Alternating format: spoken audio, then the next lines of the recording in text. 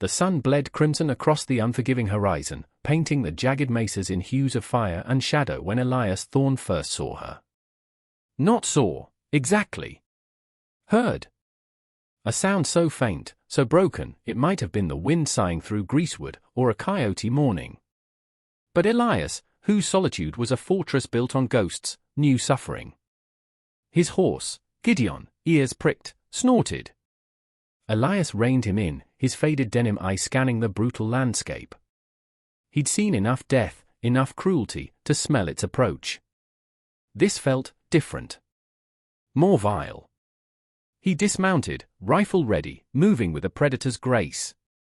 The sound came again, a choked whimper, leading him to scorched cottonwoods, their skeletal branches clawing. And there, staked out, almost a sacrifice, was the girl. Clothes torn, hair matted with dust and blood. Rope bit her wrists and ankles, the ground around her charred, remnants of a fire that died just shy of consuming her. Her eyes, when they flickered open, were vast pools of terror. Elias felt cold fury, a familiar sickness. This wasn't raiders. This was calculated. Monstrous. He moved quickly, knife-severing ropes. She flinched, a wounded animal expecting another blow. Easy now, he murmured, voice rough from disuse, yet gentle. Ain't gonna hurt. Her skin was cold, breathing shallow. He gathered her limp form, surprisingly light. The scent of wood smoke and fear clung to her. He carried her to Gideon, settling her before him, her head against his chest. The ride to his isolated ranch, a defensible cabin in a shallow canyon, was grim determination. He laid her on his cot, the only soft place. Her eyes followed his every move, wary. He cleaned her wounds with whiskey and linen, his touch methodical, impersonal, yet speaking a care he hadn't allowed himself in years. He didn't ask questions. Words were a burden she couldn't bear. He stirred thin gruel, silence broken only by crackling flames and her ragged breaths. This was how it began. The reluctant protector and the shattered innocent, thrown together by unimaginable cruelty. He had invited danger, he knew. But looking at her, a flicker of defiance in those haunted eyes, he knew he wouldn't have it otherwise. What he didn't realize was the sheer scale of the darkness he had challenged. And what do you think, watching this? Could one man, hardened by his past, truly shield her? Let us know your thoughts below. Days bled into a week. Elias kept his distance, a silent guardian. He'd leave food, fresh water, then retreat to chores, mending fences enclosing only memories, chopping wood with a ferocity speaking of inner battles. He watched her. Saw her test bruised limbs, gaze drift to the door, then back to the safety his presence offered. Slowly, terror in her eyes receded, replaced by watchful intelligence. The first word she spoke was water, a parched whisper. He brought it, their fingers brushed. A spark, not of fear, but fragile connection. Then, one evening, shadows lengthening, she spoke again, voice hesitant but gaining strength. He will come for me. Or Elias stopped sharpening his knife, steel gleaming. He looked at her, truly looked, seeing not just victim, but survivor. Who? He asked, tone flat. The prophet, she said, name a curse. Jedediah Cain. My stepfather. Her eyes held a universe of pain. He said I was unclean. Defiant. An example. She touched the raw brand on her forearm, a crude symbol seared into her. This was his purification. Elias's hand tightened on the knife. The prophet. He'd heard whispers of Cain, gathering lost souls, promising salvation, delivering tyranny. He ran his flock with iron fist and twisted scripture. Why you? Elias pressed. I saw too much, she whispered, gaze dropping. His righteousness, it's a lie. He takes. He breaks. He discards. The words hung heavy. This wasn't just brutal family dispute. This was organized, insidious. Elias felt past ghost stir. He had run from fighting. But some fights came looking. He nodded slowly. Let him come. The promise. A vow. He didn't know coming meant an army of fanatics. What would you do in Elias's boots? Stand your ground, or urge escape? We're eager for your opinions. The next morning, a pale sun pierced the gloom. He saw them. 3 riders, silhouetted against the ridge, lean and predatory. Scouts. Cain's eyes. They fanned out, movements practiced. Not just zealots. Trained. Elias checked his rifle, his Colt. His world shrunk to this cabin, this girl, the inevitable fight. He met them in the open, 100 yards from his door, Nayati a shadow in the doorway, watching. The lead rider, gaunt with flint-like eyes, smirked. "Morning, old man. Looking for something belonging to Prophet Cain. Runaway girl. Commanche half-breed. Seen her?" His hand rested near his pistol. Elias's gaze was granite. "Only thing I see is trespassers," his voice low, carrying threat like a coiled rattlesnake. "Best move along." The scout's smirk widened. "She's dangerous. Touched by devils. The prophet means to cleanse her. Only devil I see burns a girl alive," Elias retorted, hand drifting to his hip. The air crackled.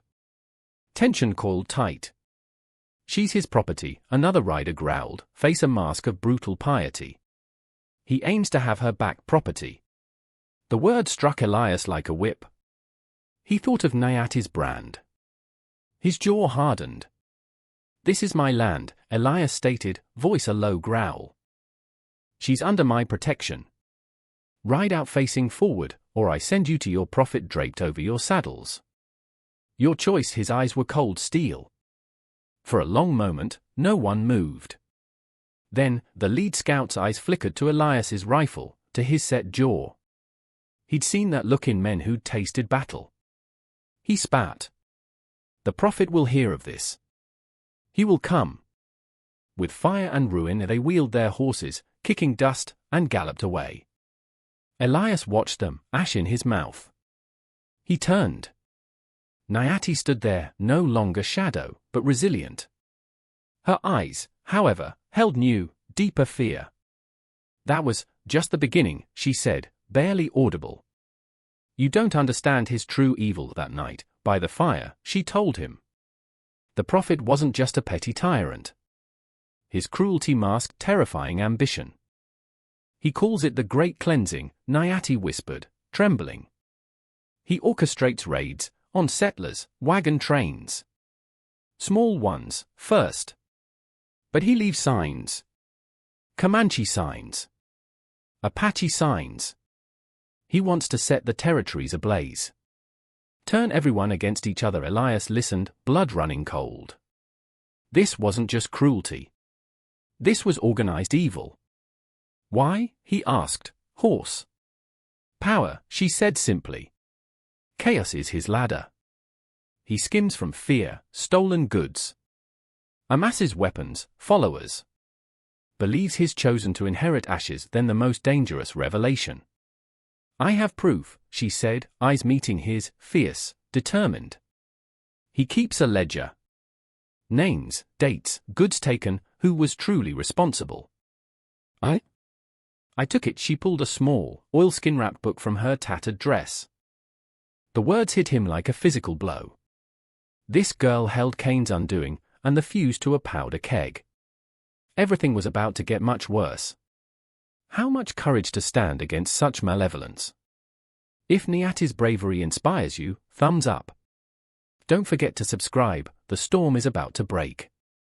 The dust cloud appeared 3 days later, a brown smudge growing steadily, ominously.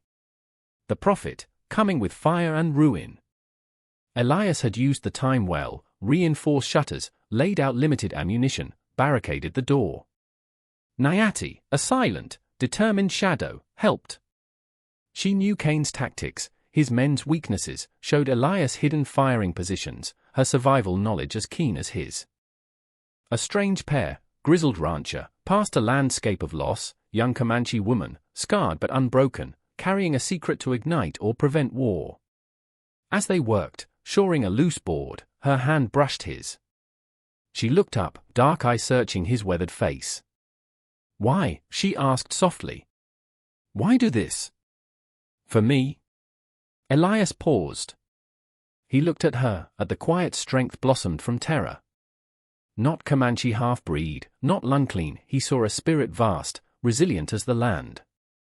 "Because," he said gruffly, "it's right. And because you've got a fire in you, girl. A beautiful, fierce fire. Shame to let any man extinguish that." A faint blush touched her cheeks. "Why do you call me beautiful, cowboy?" she whispered. "Name a gentle curiosity." "No one, ever?" He met her gaze. For a moment, years of pain receded. "Because you are," he said simply. "Inside. Where it counts, a truth spoken without flourish, landing with impact." Then the moment shattered.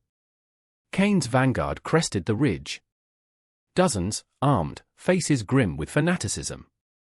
At their head rode Jedediah Cain, tall, imposing on a black stallion, long hair flowing, Bible clutched.